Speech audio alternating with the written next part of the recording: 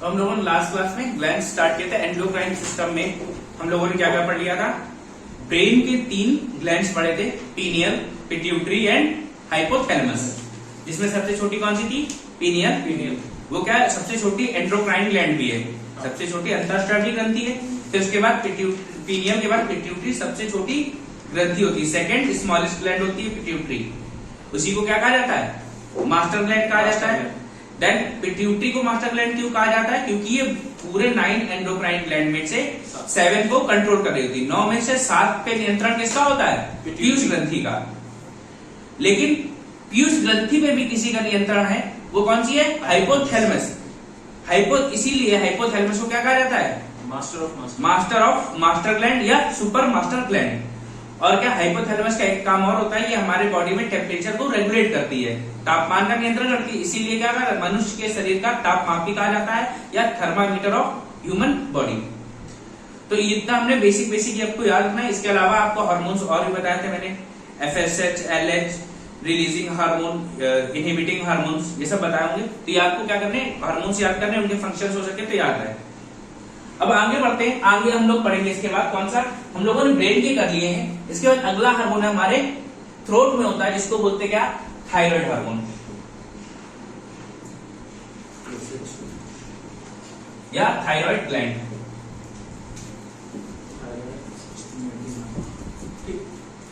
Thyroid gland का काम ये कहां होती है? तो याद रखना, ये थ्रोट में होती है।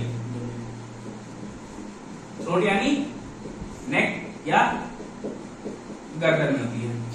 अब इसका शेप कैसा होता है? ये H आकार की होती है,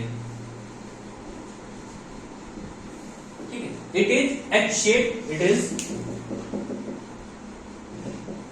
H शेप ग्लैंड।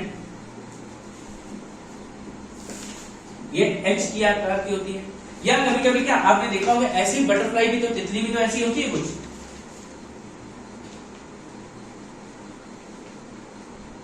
ऐसी तितली दिखाई देती है हमें, इसलिए इसको क्या कहा जाता है? तितली के आकार की ग्रंथि भी कहा जाता है या बटरफ्लाई ग्लैंड भी कहा जाता है।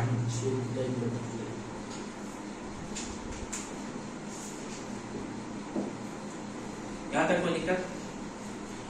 ठीक।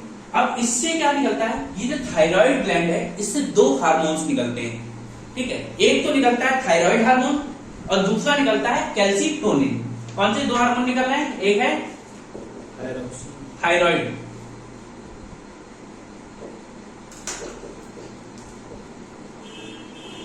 थायराइड हार्मोन, और दूसरा क्या है? कैल्सीटोनिन। ये जो थायराइड है, ये हमारा 98% होता है। कितना? 98%। और जो बचा हुआ कैल्सीटोनिन है, ये कितना होगा? 2%। कोई दिक्कत है? इसको नोट करो।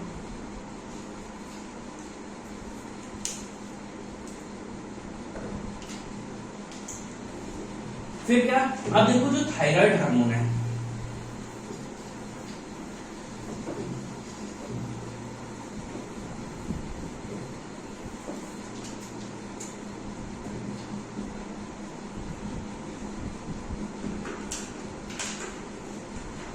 ये 2 टाइप का होता है। एक होता है T3, एक होता है T4। T3 को कहा जाता है ट्राई आइडो टायरोसिन या ट्राई आइडो थायरोक्सिन। 2 में से कोई एक नाम भी कहा जा सकता है। क्या 3 दिख रहा है? 3 का मतलब क्या होता है? ट्राई। और ये जो टायरोसिन है, ये टायरोसिन का अमीनो एसिड है। ये जो टायरोसिन यहां लगा हुआ है, क्या है? अमीनो एसिड है। मैंने बताया था हार्मोन आपके किससे, या तो प्रोटीन से बने होंगे या तो फैट से। और टायरोसिन एक क्या है? Amino acid. और अमीनो एसिड क्या बनाते हैं? प्रोटीन बनाते हैं, ठीक है। फिर इसके बाद ये देखो T4, और जहां 4 लगा हो केमिस्ट्री में उसको क्या बोलते हैं? टेट्रा। हाँ, तो ये क्या है? टेट्रा आइडो टायरोसिन या टेट्रा आइडो थायरोक्सिन भी कहा जा सकता है।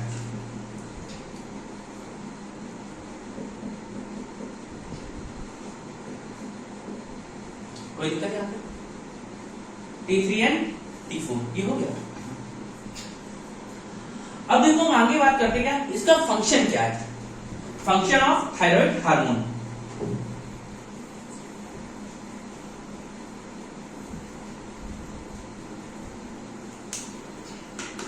अब मैंने आपको बताया था आपकी बॉडी में मेटाबॉलिक रिएक्शन होती है, मेटाबॉलिक रिएक्शन होती है।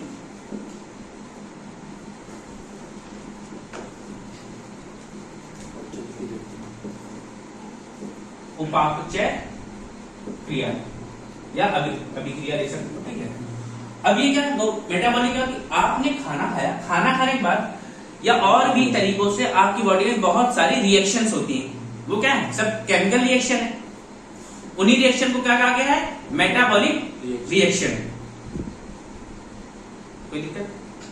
अब क्या है इस मेटाबॉलिक रिएक्शन को धीमा या तेज करने के लिए, क्या मेटाबॉलिक रिएक्शन को धीमा या तेज करने के लिए यानी क्या कर रहा है उपापचय दर को नियंत्रित कर रहा है। रेगुलेशन ऑफ मेटाबॉलिक रेट किससे द्वारा होगा बाय थायराइड ग्लैंड। अब देखो जो मेटाबॉलिक रिएक्शन है ये दो टाइप की होती हैं, एक होती है कैटाबॉलिक,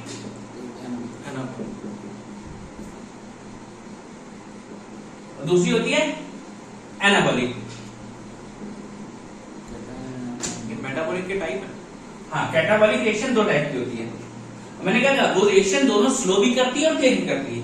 कैटाबॉलिक में क्या होता है जब कोई बड़ा मॉलिक्यूल हो, बड़ा मॉलिक्यूल हो तो इसको ये काट देगा, क्या होगा छोटे छोटे छोटे छोटे पार्टिकल्स में तोड़ देगा, ये क्या है कैटाबॉलिक रिएक्शन है। और एनाबॉलिक में क्या होगा जब छोटे छोटे पार्टिकल्स हों इसको किसमें कन्वर्ट कर दे बड़े अणुओं में बदल दे, ये एनाबॉलिक हो जाएगी। तो क्या कर रहा है कैटाबॉलिक में काट रहा है, काट के छोटा छोटा कर दिया, एनाबॉलिक में सबको जोड़ दिया और एक याद हो गई तो दूसरी याद हो जाएगी। ठीक, एक क्या है ये उपापचय क्रिया है, मतलब हमारी बॉडी में जितनी भी होने वाली रिएक्शंस उनको क्या कहा जाता है मेटाबॉलिक रिएक्शंस। मेटाबॉलिक रिएक्शन दो टाइप की होती है, कैटाबॉलिक होती है एनाबॉलिक होती है। कैटाबॉलिक में क्या करते हैं ये बड़े बड़े मॉलिक्यूल्स को छोटे मॉलिक्यूल्स में तोड़ देगी और एनाबॉलिक क्या करती है छोटे मॉलिक्यूल्स को बड़े मॉलिक्यूल में तोड़ देती है। तो थायराइड ग्लैंड की फंक्शन की हम बात कर रहे थे, तो थायराइड ग्लैंड का फंक्शन क्या था it regulates the metabolic reactions.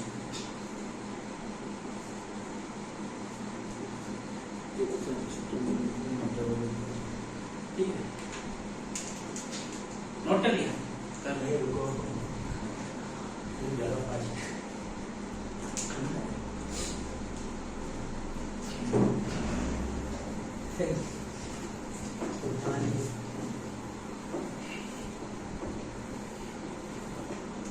तो क्या बताया इसका function it regulates metabolic rate, यह उपापचय की दर को नियंत्रित करता है।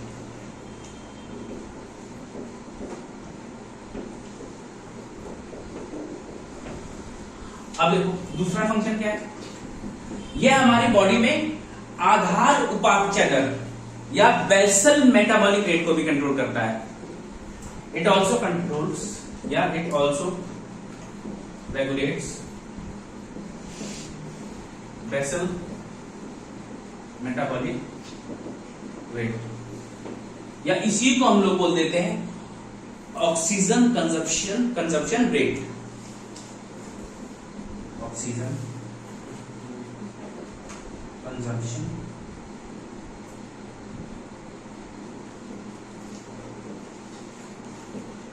क्या बोला गया आधार उपापचय दर या ऑक्सीजन उपभोग दर।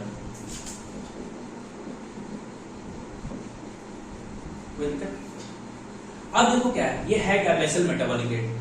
आपने क्या रेस्पिरेशन किया और रेस्पिरेशन की प्रक्रिया क्या है ग्लूकोज मॉलिक्यूल्स को ब्रेक डाउन करना, तो क्या होता है C6H12O6 प्लस O2। हमें क्या मिलता है?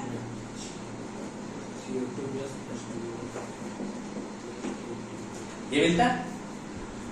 अब है क्या, किस सेल ने कितनी ऑक्सीजन ली और कितनी एनर्जी ली, इस पे कंट्रोल कौन करता है?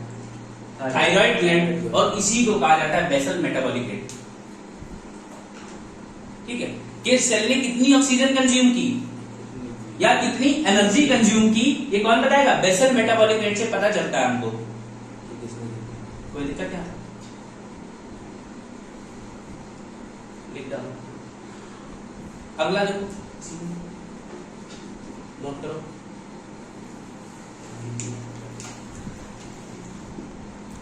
ठीक है भैया, तो बेसल मेटाबॉलिक रेट क्या है? ऑक्सीजन कंजप्शन रेट, कौन सी सेल कितनी ऑक्सीजन ले रहा है, कितनी एनर्जी ले रहा है, इसको कौन रेगुलेट कर रहा है? ये भी थायराइड ग्लैंड से ही होता है या थायरॉक्सिन हार्मोन से होता है। अब देखो क्या, ये जो थायरॉक्सिन आपका हार्मोन बन रहा है, ये किसकी हेल्प से बनता है? It is produced with the help of iodine. हाँ, थायरॉक्सिन या थायराइड हार्मोन, जो भी लिखना चाहो।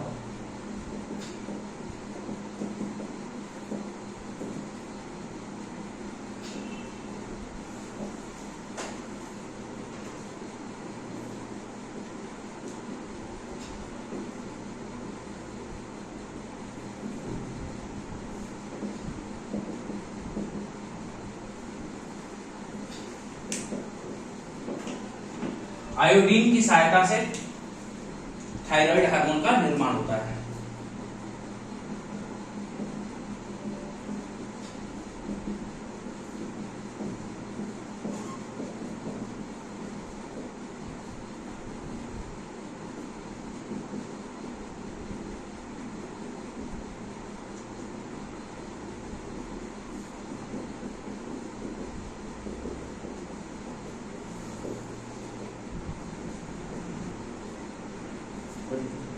अगर आपके शरीर में आयोडीन की कमी हो जाए तो क्या होता है? कौन सा रोग होता है?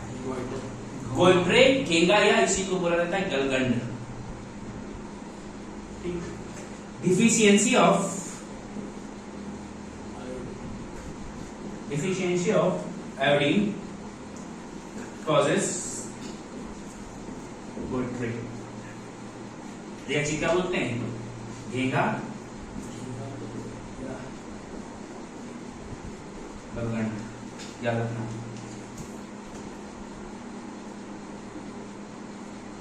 ठीक है, कोई दिक्कत? नोट करो।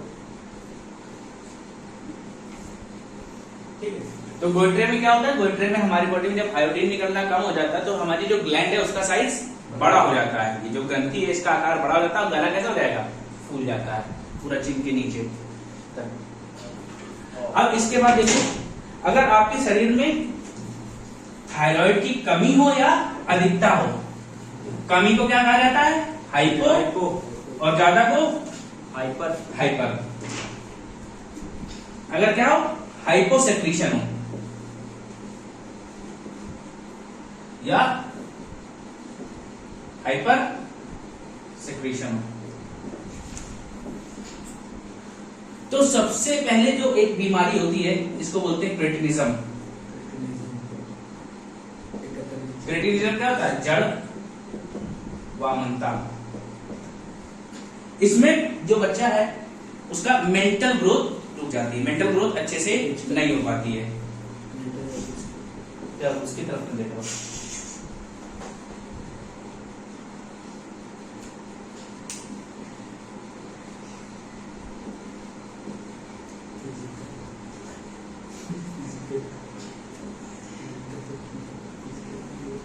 ठीक है क्या?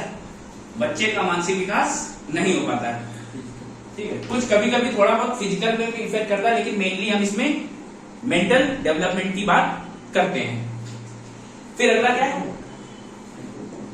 इट ऑल्सो कॉजेस गोइट्रे, वो मैंने बता दिया आपको।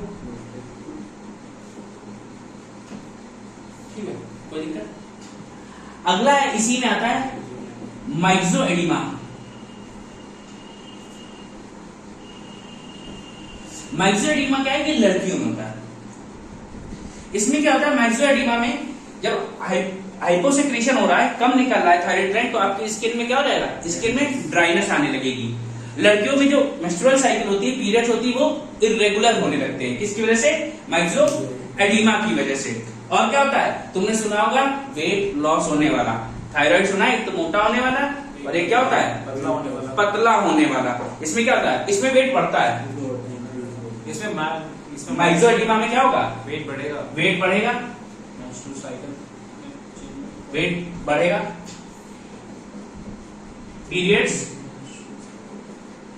पीरियड साइकिल क्या हो जाएगी, डिस्टर्ब हो जाएगी, इम्बैलेंस हो जाएगी। और क्या बताया मैंने, ड्राइनेस, और वो स्किन की ड्राइनेस, स्किन ड्राई हो जाएगी।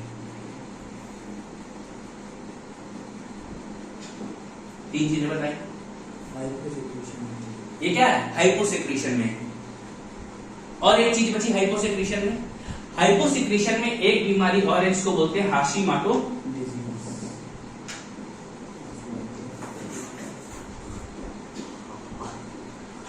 रोग। अब इसमें क्या होता है, हमारी बॉडी में होती है फॉलिकल सेल। ये क्या करती है, ये सेल जो होती है पॉइजनस हो जाती हैं, जहरीली हो जाती हैं, और ये खुद तो मरती हैं, दूसरे साथ अगल बगल वाली सेल्स को भी निपटा देती हैं। कोई दिक्कत, खुद ही मरी और अगल बगल वाली सेल्स को भी मार दिया। और इस स्टेज में अगर आप कोई मेडिसिन भी खाते हैं तो वो भी जहर का काम करती है।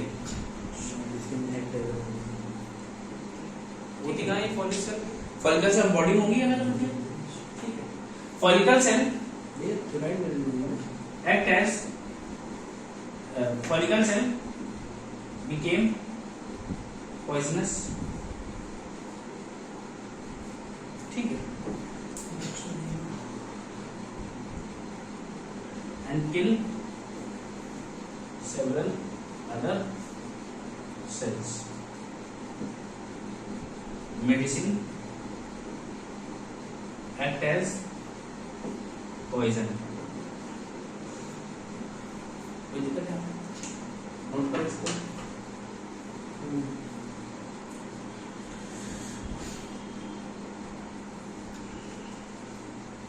ये क्या था, हाइपोसेक्रेशन में क्या हुआ, क्रिटिनिज्म, जड़वामनता, इसमें आपका मेंटल ग्रोथ रुक जाती है। देन गोइट्रे इसी की वजह से होता है, हाइपोसेक्रेशन की वजह से। मैक्सोएडिमा क्या है, लड़कियों में हो जाता है, क्या वेट बढ़ने लगता है, ड्राई स्किन हो जाती है और मेंस्ट्रुअल साइकिल डिस्टर्ब हो जाती है। फिर हाशिमाटो डिजीज, ये क्या होता है, फॉलिकल सेल जो है पॉइजनस एक्ट करती है इस केस में, और ये क्या करती है, अपने साथ साथ दूसरी सेल्स को भी मार देती है। और क्या इसमें मेडिसिन जो है कैसे काम करती है, पॉइजन की तरह काम करती है।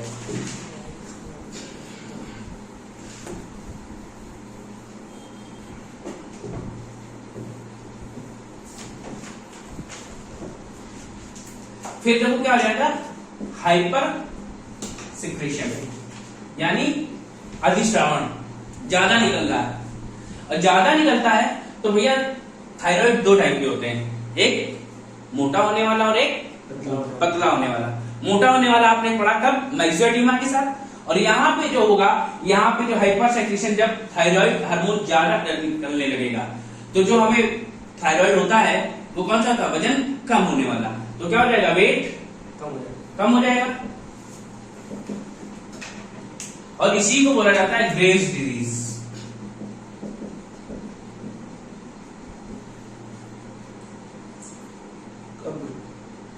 ग्रेव्स डिजीज बोला जाता है। या कौन सा है, वेट लॉस हो रहा तो पतले होने वाला थायराइड है। और क्या आपके शरीर में टायर्डनेस रहेगी, आप थकान महसूस करेंगे, आपकी हार्ट बीट बड़ी होगी, ब्लड प्रेशर बढ़ा होगा।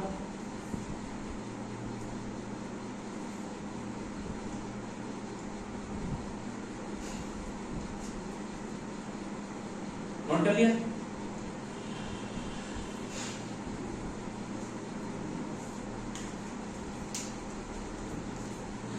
अब इसके बाद बात करते हैं किसकी, हम कैल्सिटोनिन की।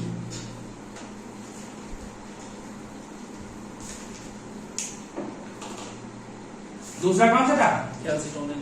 कैल्सिटोनिन। तो कैल्शियम से पता चल रहा है इसमें कुछ कैल्शियम की बात हो रही होगी। कैल्शियम आपकी बॉडी में के किस किस पार्ट में होता है?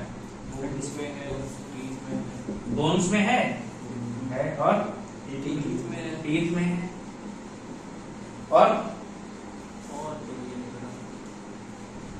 नेल में, नेल में, हेयर में, हेयर में, हेयर हेयर हेयर में भी कैल्शियम होता है उसमें।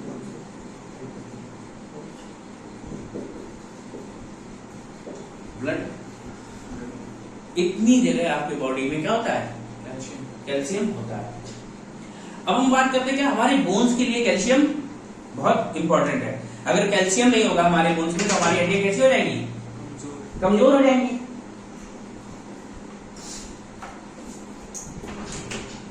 अब किसी से वैसे नॉर्मली तो मान लो ठीक है, लेकिन कभी कभी क्या होता है हमारे बोन्स में कैल्शियम की कमी हो जाती है। और कैल्शियम हमारा कहाँ है? टीथ, नेल्स और हेयर। लेकिन तुमने देखा क्या इनमें कैल्शियम तुम निकाल पाओगे? मूव तो कर नहीं रहा होगा। लेकिन जो ब्लड में कैल्शियम वो क्या कर रहा होगा? मूव कर सकते मूव कर रहा है, मोशन कर रहा है। और ब्लड में जब कैल्शियम क्या हो, ज्यादा हो और बोन्स के पास कैल्शियम की कमी हो, तो इसमें क्या होता है? ब्लड वाला कैल्शियम बोन में ट्रांसफर कर दिया जाता है। ये किसका काम है? ये कैल्शियम तोड़ने का काम। कोई दिक्कत? कैल्शियम क्या करता है? इट ट्रांसफर्स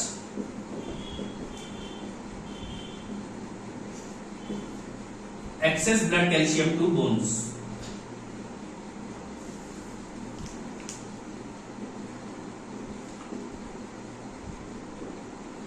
यह अतिरिक्त रक्त कैल्शियम को हड्डियों में स्थानांतरित करता है।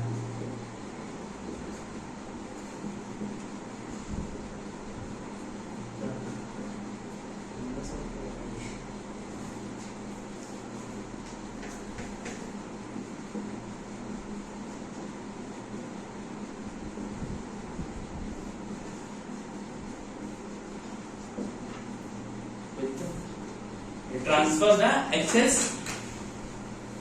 blood calcium to bones।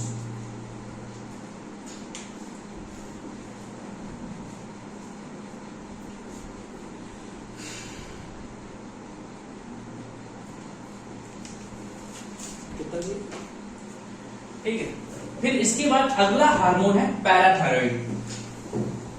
Parathyroid gland लिखो।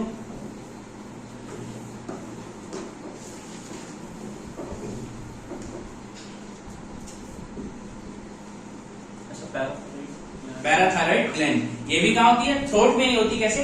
अब आपके पास क्या थी? याद है? एससीए ग्लैंड थी। ये कौन सी ग्लैंड है?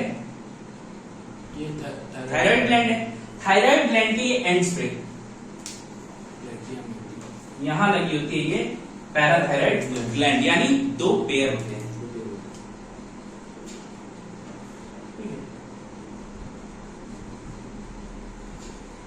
अब पैराथायराइड ग्लैंड क्या काम करती है? कभी कभी आपके ब्लड में कैल्शियम की कमी हो और बोन्स में कैल्शियम ज्यादा हो। और पहले क्या था? बोन्स में कैल्शियम कम था जब कैल्शिटोनिन बताया था, बट इस केस में क्या होगा? बोन्स में कैल्शियम ज्यादा हो और ब्लड में कैल्शियम कम हो, तो क्या करेगा? बोन कैल्शियम को ब्लड में ट्रांसफर कर देता है। ठीक है, it transfers the bone calcium to blood calcium. अब देखो जो पैराथायराइड ग्लैंड है इससे जो हार्मोन निकलता है उसको कहा जाता है पैरा थायराइड हार्मोन, एक तो ये कह सकते हो, या पैरा थायरॉक्सी हार्मोन, या इसको एक नाम और दिया जाता है कोलिप्स हार्मोन।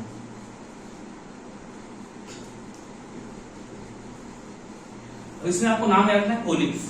पैरा लिख क्या रहेगा तो आप कर दोगे, लेकिन कोलिप्स अगर भूल गए तो नहीं कर पाओगे। अब कोलिप्स हार्मोन है, कोलिप्स हार्मोन याद रखना इसका नाम, और ये किसका उल्टा काम कर रहा है? ये उसका कैल्सिटोनिन का उल्टा काम कर रहा है, हाँ और कैल्सिटोनिन इसका उल्टा काम कर रहा है। हाँ तो ये दोनों हार्मोन एक दूसरे के काउंटर एक्ट हार्मोन है, एक दूसरे का उल्टा काम करते हैं। तो ये क्वेश्चन पूछा जाता है which hormones act counter act to this, या तो इसका नाम दे दिया होगा या कैल्सिटोनिन का नाम दे दिया होगा।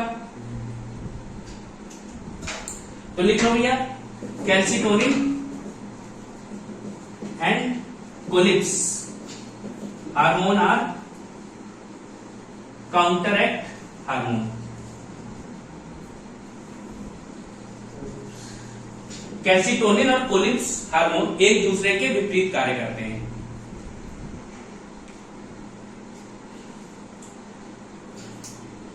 ठीक है, तो इसने क्या किया था, बोन कैल्शियम को ब्लड में ट्रांसफर किया था। कोई दिक्कत है तो भी इसको नोट कर लो।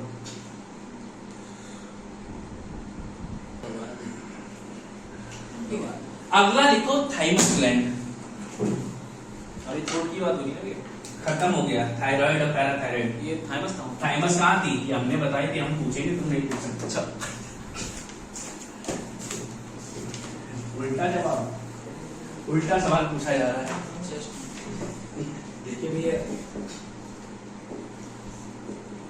थाइमस ग्लैंड ये कहाँ होती है? ये आपके चेस्ट में होती है। लोकेशन क्या है इसकी? चेस्ट में। अब इससे क्या निकलता है? इससे निकलता है थाइमोसिन हार्मोन।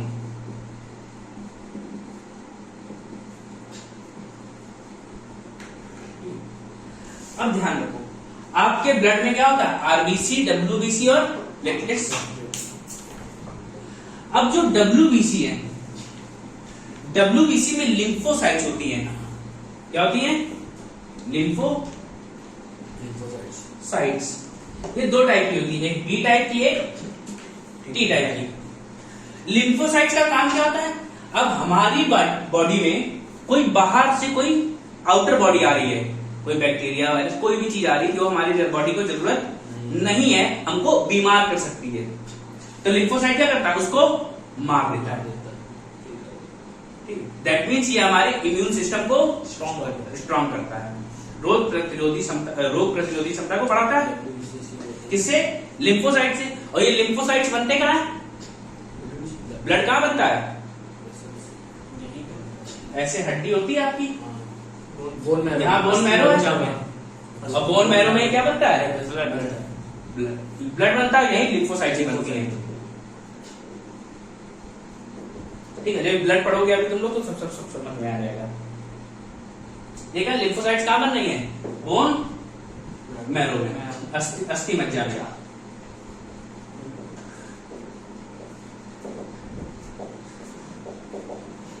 तो मैंने क्या बताया कि दो टाइप की लिम्फोसाइट्स हैं। कौन कौन सी?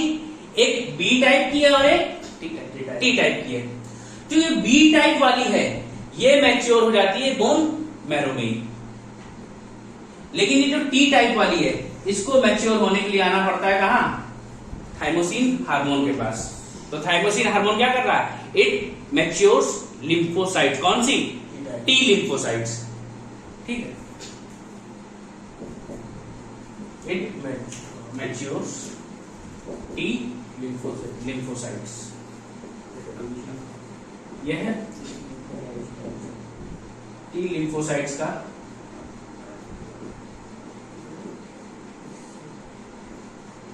विकास करता है। कोई दिक्कत यहां तक? लिख लो। अब आगे देखो, अगला डालो, एड्रिनल ग्लैंड यानी अधिवृक्क ग्रंथि।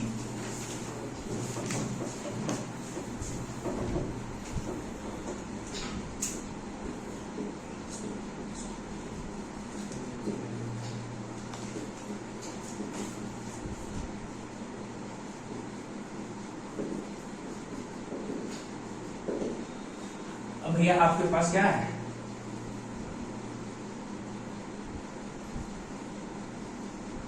ऐसे दो शेप के क्या किडनीज हैं, और किडनीज के ऊपर दो ऐसे कैप जैसे स्ट्रक्चर होते हैं। ठीक है, इतने बड़े नहीं होंगे लेकिन बनाया गया है।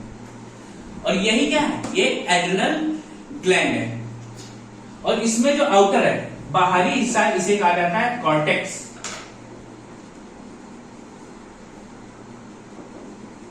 यानी बलकुट। और जो इनर पार्ट है, इसे कहा जाता है मेडुला या पिंड।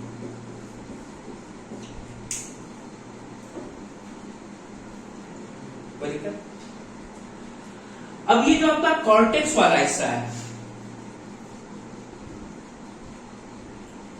कॉर्टेक्स वाले हिस्से से निकलते हैं क्या, कॉर्टिकॉइड्स, या इनको कहा जाता है कॉर्टिसोल्स।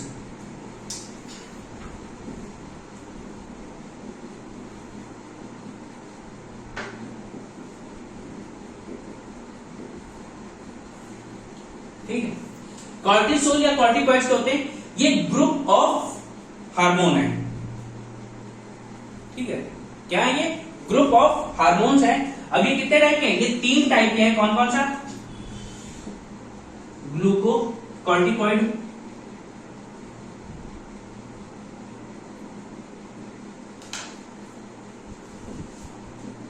मिनरेलोकॉर्टिकॉइड,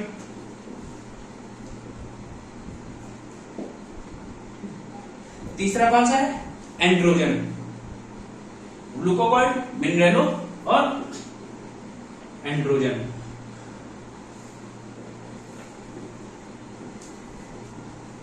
ध्यान रखना, ये कॉर्टिसोल कहां से निकलता है, एड्रिनल ग्लैंड से। किसी से, कॉर्टेक्स से। ये पूछा जाता है सर कॉर्टिसोल कहां से निकलता है, तो एड्रिनल ग्लैंड, याद रखना। अब देखो, ग्लूकोकॉर्टिकॉइड का क्या काम है, आपकी बॉडी में शुगर कंट्रोल करना, शुगर रेगुलेशन, यानी शर्करा की मात्रा पे नियंत्रण करना।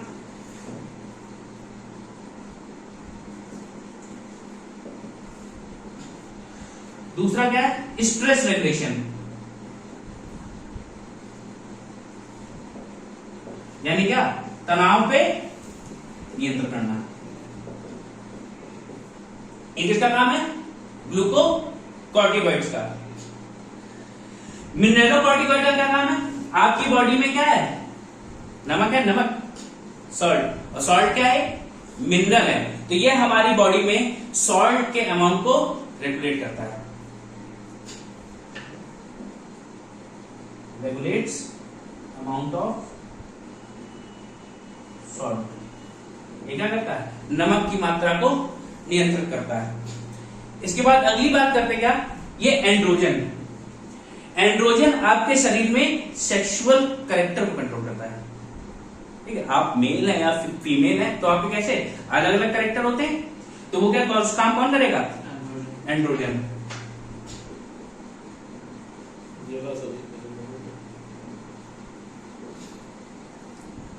ठीक है, देखा। तो यहां क्या है, ये क्या है, सॉल्ट रेगुलेशन है, ये शुगर रेगुलेशन है, दिख रहा ना। ये क्या है, स्ट्रेस रेगुलेशन है, ये सेक्सुअल कैरेक्टर का रेगुलेशन है। कितने एस हो गए, 4 एस। इसीलिए भैया इसको 4S ग्लैंड भी कहा जाता है।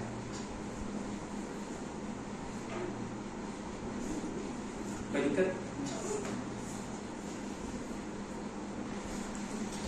अब देखो भैया, इसमें 2 बीमारियां होती हैं। एक होती है कशिंग सिंड्रोम, जब हाइपर सिक्रीशन होगा तो आपको बीमारी हुई कौन सी, कशिंग सिंड्रोम। ठीक है, कशिंग सिंड्रोम में क्या है, जब ये ज्यादा निकलने लगेगा, कौन सा हार्मोन, कॉर्टिसोल हार्मोन।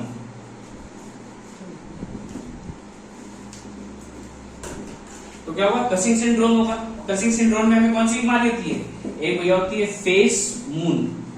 आपका मुंह कैसा हो जाएगा, फूल जाएगा, गोल मटोल हो जाएगा, इसे बोलते क्या, फेस मून। और दूसरी डिजीज कौन सी है, जब हाइपोसिक्रीशन हो, यानी अल्पश्रावण हो, कम निकल रहा हो, इसमें होती है आपको एडिशंस डिजीज।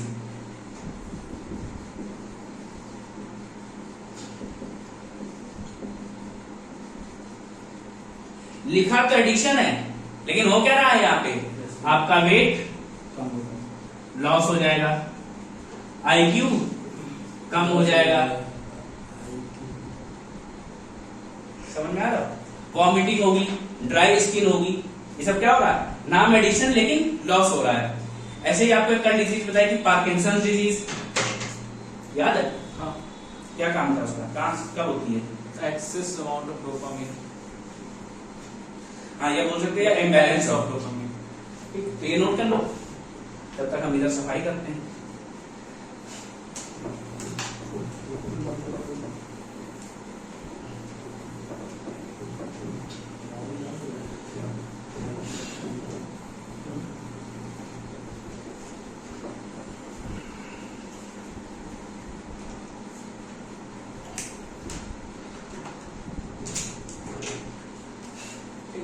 अब हम आगे बढ़े, हमने क्या कॉर्टेक्स वाला पार्ट पढ़ लिया, अगला पार्ट कौन सा बचा, मेडुला, यानी पिंड वाला हिस्सा। अब इससे जो हार्मोन निकलते हैं उन्हें क्या कहा जाता है, देखो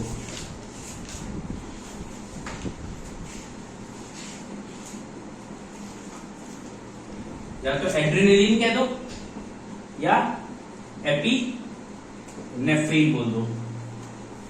एक तो ये निकलता है, जब एड्रेनलिन ना एक और निकलता है, इसको क्या बोलते हैं, नॉन एड्रेनलिन, और या नॉन एपिनेफ्रिन, याद रखना, एड्रेनलिन, एपिनेफ्रिन या नॉन एड्रेनलिन या नॉन एपिनेफ्रिन, ये दोनों एक ही चीज के दो अलग अलग नाम हैं। कोई दिक्कत? अब देखो क्या है, एड्रिनल ग्लैंड को इमरजेंसी ग्लैंड कहा जाता है। होगा क्या, सपोज दैट आप जा रहे थे रोड पे और आपको अचानक से क्या हो, कोई कुत्ता दौड़ा ले। कुत्ता अचानक, कई बार होता है कि हम लोग किसी के साथ देखो कुत्ता और अंदर भाव करता, तो आपको क्या लगता है, डर जाओगे। तो जब डरोगे तो डरते समय क्या होगा, आपकी बॉडी में एड्रेनलिन निकलना स्टार्ट हो जाएगा। ठीक, तो क्या, अगर डर गए, ठीक है, फिर क्या करोगे, अगर वो कुत्ता आपकी तरफ दौड़ा तो आप क्या करोगे, भाग जाओगे। तो भैया फ्लाइट यानी उड़ जाओगे, भाग जाओगे ना वहां से। और फिर थोड़ी देर बाद जाओ, अगर सामने दीवार आ जाए, आप बंद गली में घुस जाओ, तो क्या करना पड़ेगा, उस कुत्ते से लड़ना पड़ेगा, है ना, फाइट, फियर, फ्लाइट और फाइट। और ये कौन सी है, 3 F दिखाई दे रहे हैं, इसलिए इसको 3F ग्लैंड भी कहा जाता है। अब ये कब काम आई, इमरजेंसी सिचुएशन में काम आई, इसीलिए भैया एड्रेनलिन ग्लैंड को इमरजेंसी ग्लैंड भी कहा जाता है।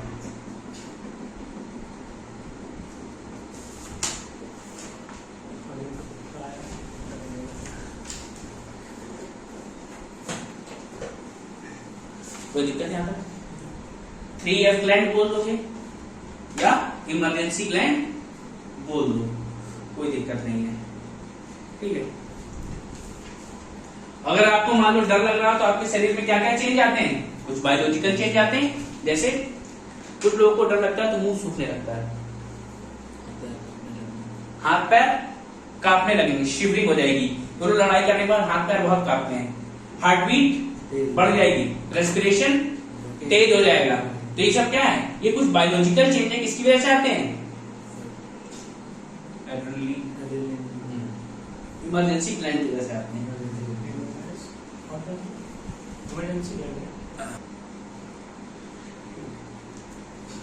अब इसके बाद डालो पेनक्रियास। पेनक्रियास में F सेल्स हमने पहले से पढ़ रखी हैं, याद होगा शायद कुछ। कितने टाइप की सेल्स होती हैं पेनक्रियास गर्भाशय में, एक delta, alpha, alpha beta delta और F सेल्स।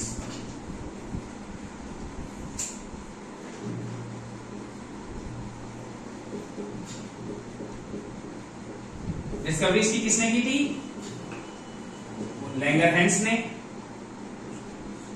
याद है ना? नहीं याद होगा तो भी कह दोगे ना।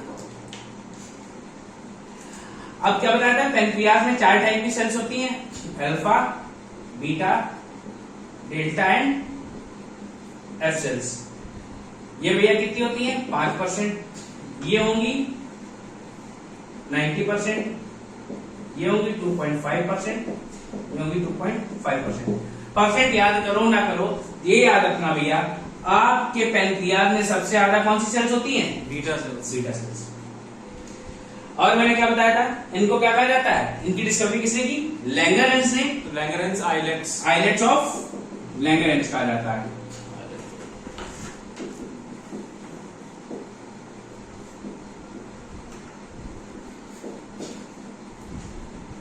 कोई दिक्कत है?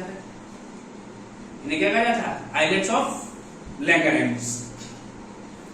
अब यहाँ पे जो है हमें कौन सी पढ़नी है? एप्सिलॉन में पढ़नी नहीं, क्योंकि ये एक्सोक्राइन ग्लैंड की तरह काम करती है। ये कैसे काम करती है? बाकी तीनों ये एंडोक्राइन ग्लैंड की तरह काम करती है। तो हम क्या पढ़ रहे हैं? एंडोक्राइन सिस्टम पढ़ रहे हैं। तो एंडोक्राइन ग्लैंड की बात करेंगे, और सबसे पहले हम बात करेंगे किसकी? बीटा सेल्स की। तो बीटा सेल्स में क्या निकलता है? बीटा सेल में एक हार्मोन निकलता है जिसका नाम है इंसुलिन। Insulin hormone. और इंसुलिन हार्मोन क्या करता है? हमारी बॉडी में शुगर लेवल को मेंटेन करता है।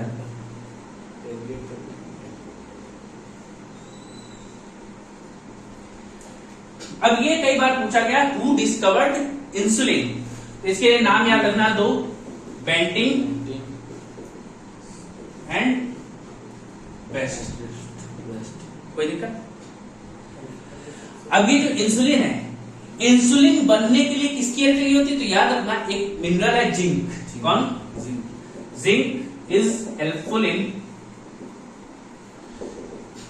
फॉर्मेशन ऑफ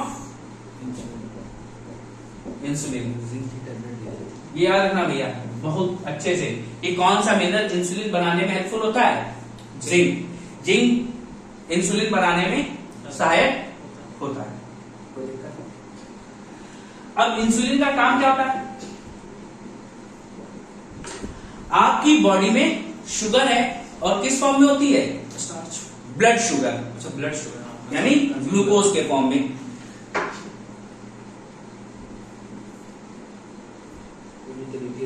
अब आप क्या करते हैं? आप खाना खाते हैं, खाते रहेंगे तो क्या?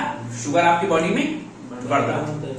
भाई जितनी जरूरत थी उतनी तो हमारी बॉडी ने एब्जॉर्ब कर ली। उसके बाद जो एक्सेस है, अब एक्सेस अगर हमारी बॉडी में बनी रहेगी तो क्या हो जाएगा? शुगर हो जाएगी, डायबिटीज दिखाने लगेगा। लेकिन क्या होता है, जो एक्सेस ब्लड शुगर है ये इंसुलिन की प्रेजेंस में किसमें कन्वर्ट हो जाता है? ग्लाइकोजन में। ग्लाइकोजन में कन्वर्ट होकर हमारे लीवर में स्टोर हो जाता है। कोई दिक्कत? क्या? ग्लाइकोजन में कन्वर्ट होके लीवर में स्टोर हो जाता है। अब देखो, अब हमारे जो बॉडी में शुगर बढ़ जाए तो उसको क्या कहा जाता है? उसको कहा जाता है हाइपर ग्लाइसेमिया। ठीक है, क्या कहा जाएगा? Hyperglycemia. ये क्या हो जाएगा? जब शुगर बढ़ा हो। और इसी को हम क्या बोलते हैं? डायबिटीज, या बोलते हैं डायबिटीज मेलाइटस।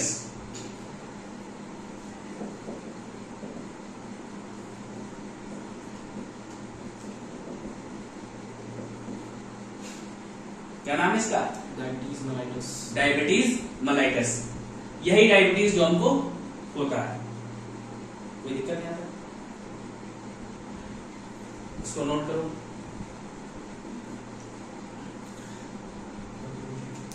अब देखो मैंने क्या बताया, पेनक्रियाज में 4 टाइप्स होती हैं, alpha, beta, delta and F cells. अब इनमें हम सबसे पहले किसकी बात कर रहे थे? बीटा सेल से। बीटा सेल से क्या निकलता है? इंसुलिन निकलता है। इंसुलिन की डिस्कवरी किसने की? बेंटिंग एंड बेस्ट ने। अब इंसुलिन बनता है किसकी हेल्प से? किस मिनरल की? जिंक की हेल्प से बनता है। अब क्या होता है, हमारी बॉडी में इंसुलिन क्या करता है? जब हमको ब्लड शुगर आता है हमारी बॉडी में, जब ब्लड जितना यूज होनी थी शुगर उतनी यूज हो गई, भाई जितनी शुगर हमें खानी थी उतनी हमने खा ली, उतनी हमारी बॉडी ने एब्जॉर्ब कर ली। उसके बाद भी क्या है, हमारी बॉडी में एक्स्ट्रा शुगर है, एक्स्ट्रा शुगर को ये इंसुलिन क्या करेगा, ग्लाइकोजन में कन्वर्ट करके लीवर में स्टोर कर देगा। अब क्या हुआ, अगर इंसुलिन कम हो जाए,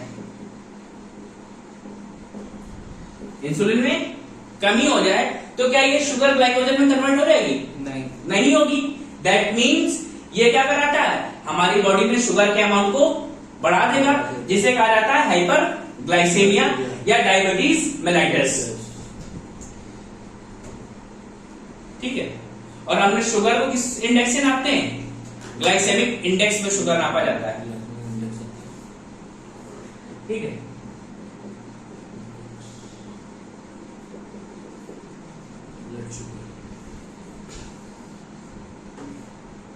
use to measure the sugar amount, ठीक, इन बॉडी।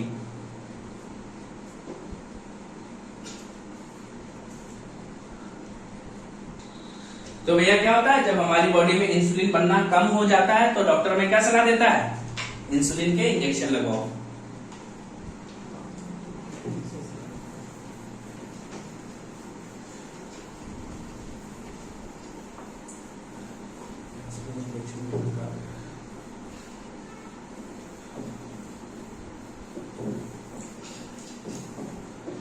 इसके बाद भैया कौन सी, अल्फा सेल।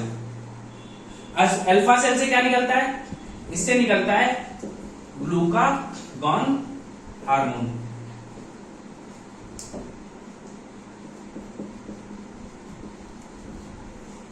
सेक्रेट्स क्या निकलता है इससे, ग्लूकागॉन हार्मोन निकलता है। अभी ग्लूकागॉन हार्मोन क्या कर रहा था, अभी तक इंसुलिन ने क्या किया, आपकी बॉडी में एक्सेस शुगर था उसको कन्वर्ट कर दिया ग्लाइकोजन में।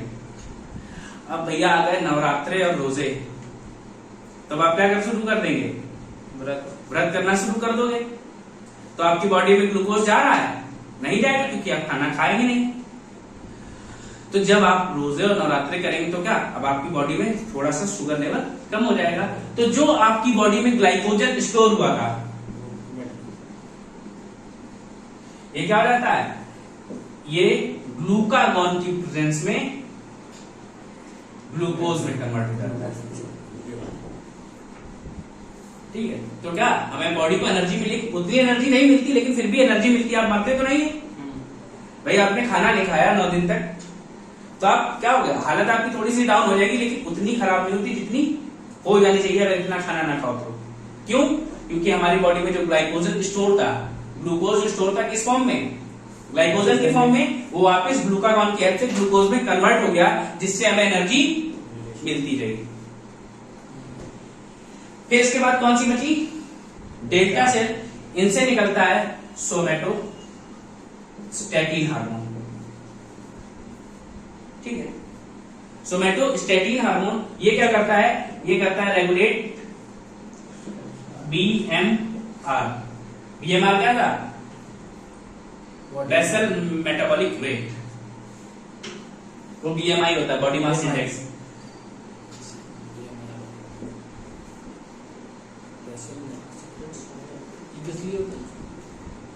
ठीक है, बेसल मेटाबॉलिक, ब्लड का, हाँ, जब कौन सी सेल कितना ऑक्सीजन कंज्यूम कर रही है और कितना एटीपी कंज्यूम कर रही है, इसको नोट कर लो। अब भैया आज का लास्ट टॉपिक है रिप्रोडक्टिव हार्मोन ग्लैंड।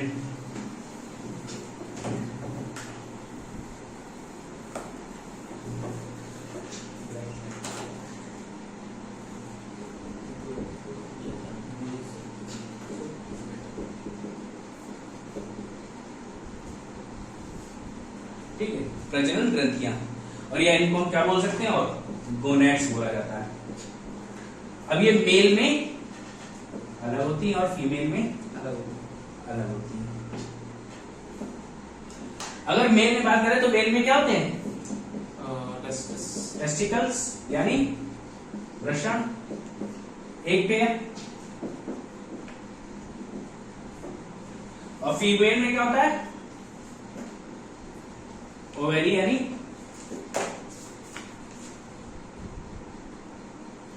एक पेयर। ओवरी को हिंदी में क्या बोलते हैं? अंडाशय।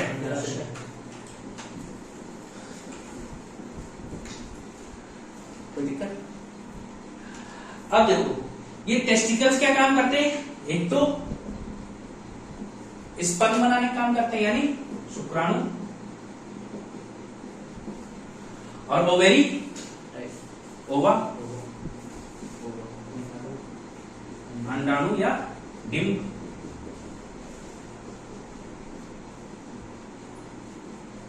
ठीक है, स्पर्म या शुक्राणु, ओवा, अंडाणु। जब यही दोनों मिलते हैं, निषेचन की प्रक्रिया होती है तो क्या बनता है? जाइगोट यानी युग्मनट। उसी से भी डेवलप होकर बेबी बनेगा, बच्चा बने, फिर जब बर्थ ले जाएगा उसके बाद उसकी ग्रोथ होते होते ह्यूमन पूरा डेवलप होता रहता धीरे धीरे इसी तरीके से। लेकिन हमें पढ़ना क्या है? Reproductive hormone. अब यहां पे जो हार्मोन निकलता है मेल्स में निकलता है टेस्टोस्टेरोन।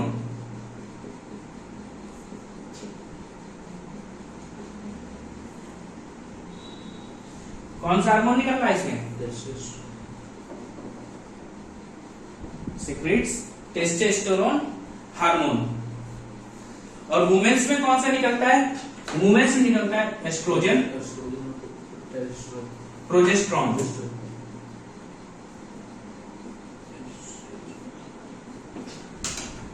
कोई दिक्कत? अभी टेस्टोस्टेरोन का काम क्या है? आपकी बॉडी में मेल कैरेक्टर है, तो ये मेल जो मेल्स हैं उनमें मेल कैरेक्टर है किसकी वजह से? टेस्टोस्टेरोन की वजह से। और क्या? आपके जो रिप्रोडक्टिव ऑर्गन है उनकी ग्रोथ कौन कराता है? ये टेस्टोस्टेरोन कराता है।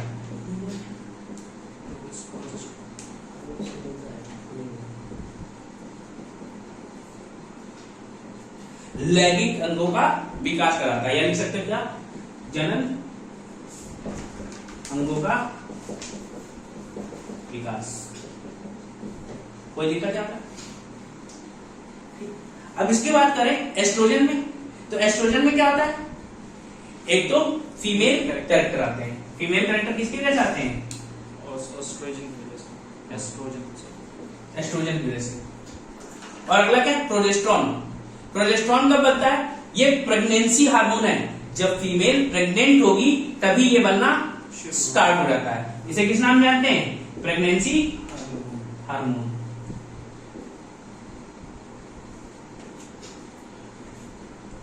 कोई दिक्कत? ठीक है, प्रेगनेंसी हार्मोन है तो ये मिल्क प्रोडक्शन में भी हेल्प करेगा।